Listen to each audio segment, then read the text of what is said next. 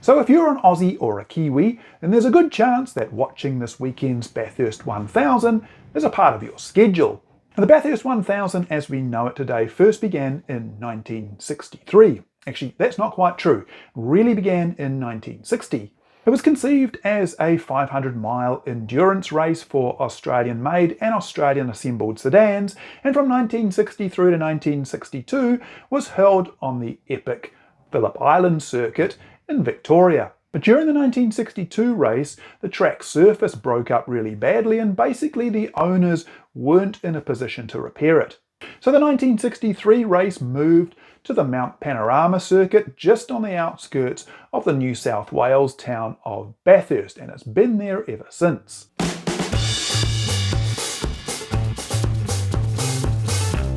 Now back when I first started the Roaring Season website, a really neat bloke called Bruce Wells contacted me and asked if I'd like to share his photo collection on the site. Now, Bruce took motorsport photos from around 1961 through to 1967, and among the collection was a batch from the 1964 Bathurst 500. So this was basically the second running of the Bathurst race as we know it today. And I thought it'd be fun to share Bruce's photos from that race so that you can compare them to today's event.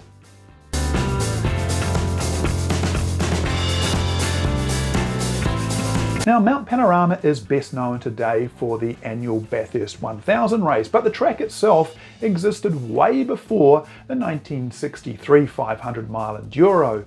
It was actually created in the mid-1930s, and for years it hosted races for motorcycles and open-wheelers and sports cars.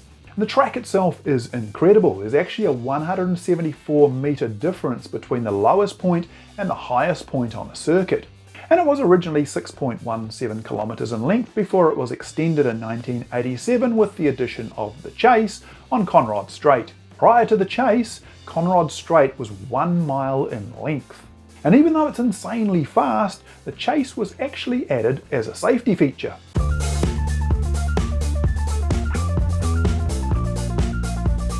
So since 1963 there have really only been 4 different formulas used at Bathurst. The original formula ran from 1963 through to 1972 and was known as series production. And these were quite literally bone stock street cars straight off the showroom floor with no modifications. Group C was introduced in 1973 and it ran until 1984. This was a sort of Australian only formula but kind of similar to FIA Group 2. The arrival of Group C in 1973 also saw the race extended from 500 miles to 1,000 kilometres. Group A arrived in 1985 and it remained until 1993 when V8 supercars arrived. And V8 supercars has been the formula ever since. But there's been about 4 different generations of V8 supercars.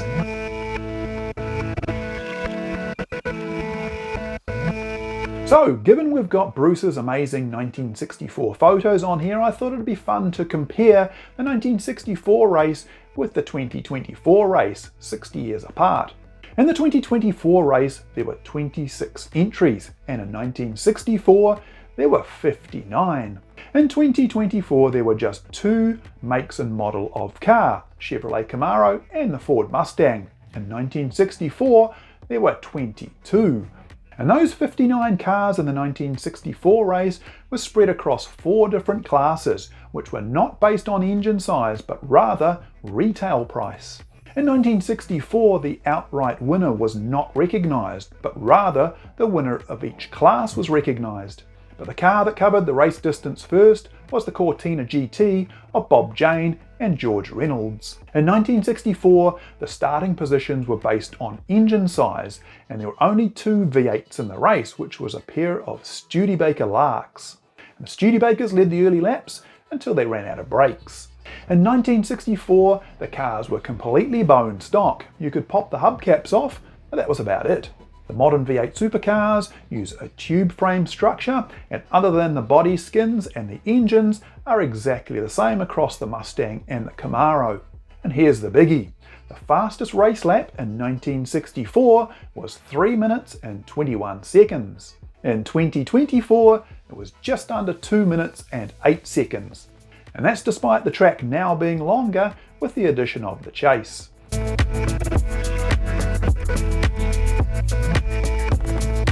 So as we've gathered, the cars today are way faster and the whole package is way more professional.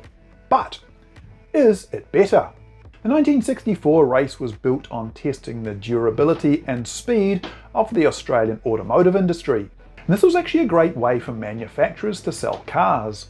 For decades, touring car racing was built around the big locally produced Aussie sedans, but that's now all a thing of the past. Modern V8 supercars are based on American pony cars.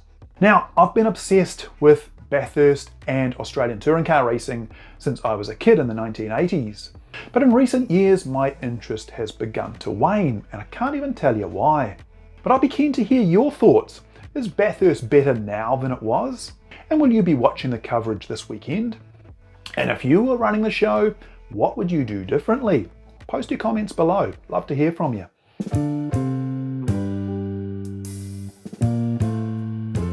Anyway, that's it for this episode. My thanks again to Bruce Wells for sharing his epic photo collection from the 1964 Bathurst 500.